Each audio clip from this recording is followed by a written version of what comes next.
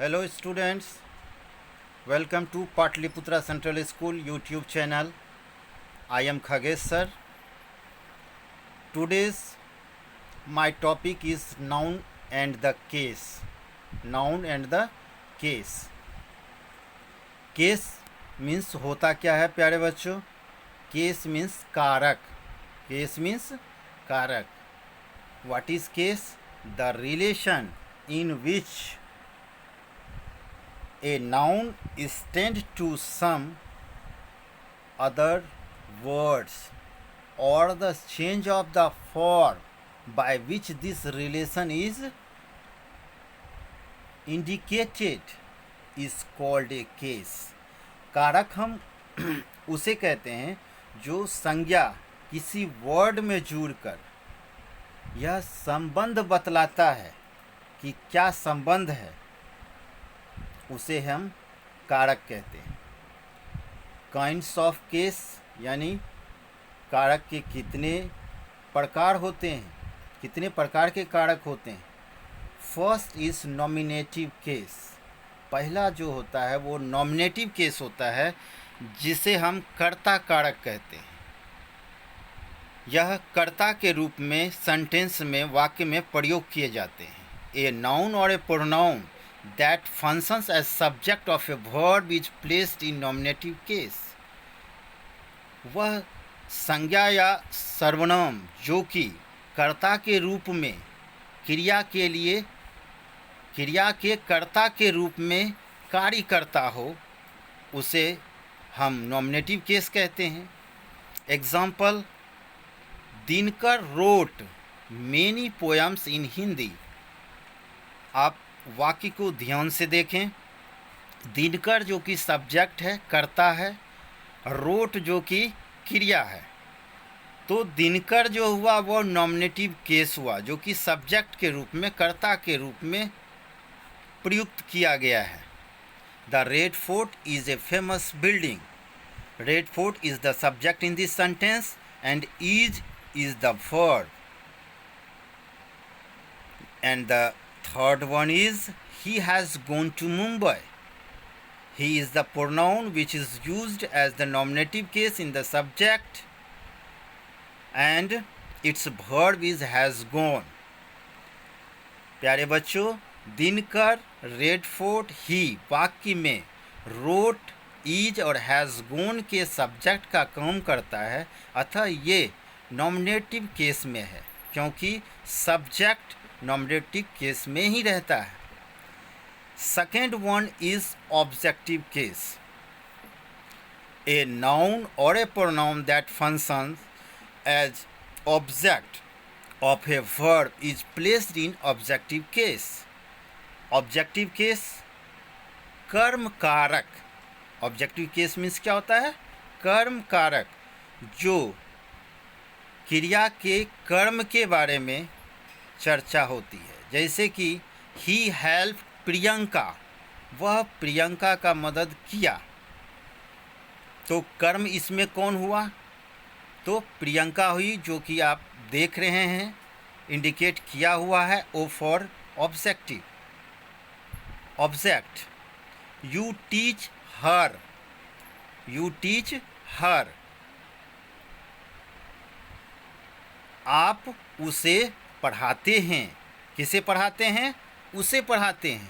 तो हर जो हुआ वो कर्म कारक हुआ यानी ऑब्जेक्टिव केस हुआ. Now third one is possessive case. That is very important because many related question आज come from in the exam from this possessive case. प्यारे बच्चों, यह पोसेसिव केस क्या होता है? What is mean by possessive? Possessive means अधिकार.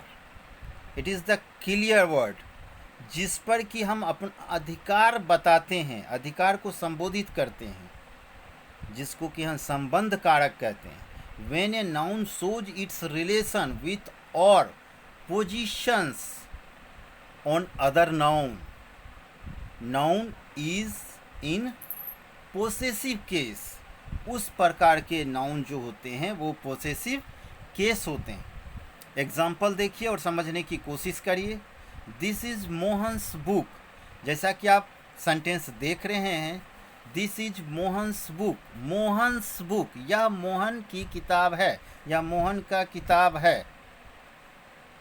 These are the legs of the table, legs of the table, legs of the table जो है यह टेबल का पैर, टेबल का पैर, टेबल का पैर, किसका पैर, टेबल का पैर, किसका किताब, मोहन का किताब, किसका पिता, उसका पिता। ये मैनी मोर जो होता है जिसमें कि हम अपना अधिकार या संबंध बतलाते हैं कि यह मेरा है, that is possessive case. And the next one is vocative case, संबोधन कारक। वोकेटिव क्या होता है, जो संबोधन करते हैं, जैसे come here Mukesh, are you going brother, संबोधन करते हैं, मुकेश को संबोध किए, बर्दर को संबोध किए, संबोधन किए। सो पोसेसिव केस के बारे में मैं आपको बताना चाहता हूँ कि आपके सामने जो स्क्रीन पर एक टेबल बना हुआ है, जैसा कि आप देख रहे हैं, nominative case, objective case, possessive case and the reflexive के प्रोनाउन भी बताया गया है।